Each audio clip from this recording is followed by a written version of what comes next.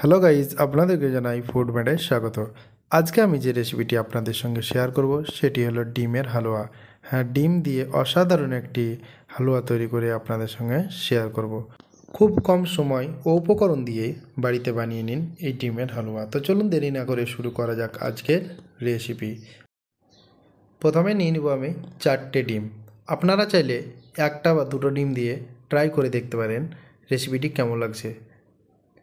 আমি 4টে ডিম নিয়ে হ্যান্ড গ্রাইন্ডারের সাহায্যে ভালো করে ফেটে নেব, ঠিক এইভাবে।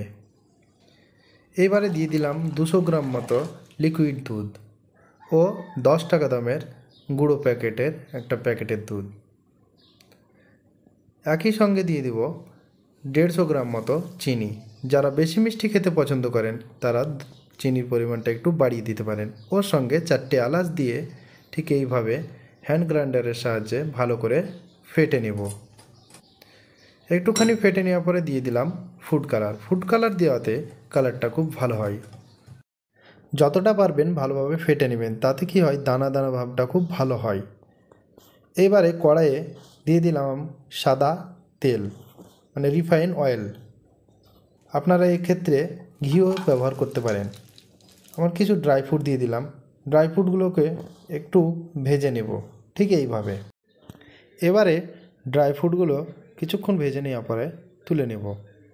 তুলে নেওয়ার পরে বাকি যে তেলটা থাকবে সেই তেলটাতে দিয়ে দিব আমরা যে ব্যাটারটা মানে রেডি করে রেখেছি সেই ব্যাটারটাকে।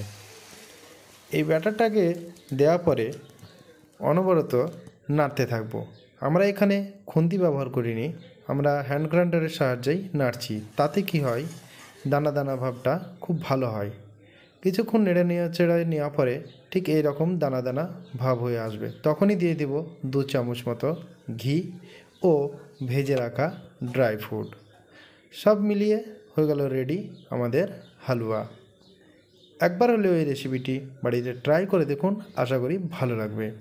আজকে এই পর্যন্ত, দেখা হবে নেক্সট টপিকে। ভিডিওটি ভালো লেগে থাকলে চ্যানেলটিকে সাবস্ক্রাইব, লাইক ও শেয়ার করে দেবেন। সুপার।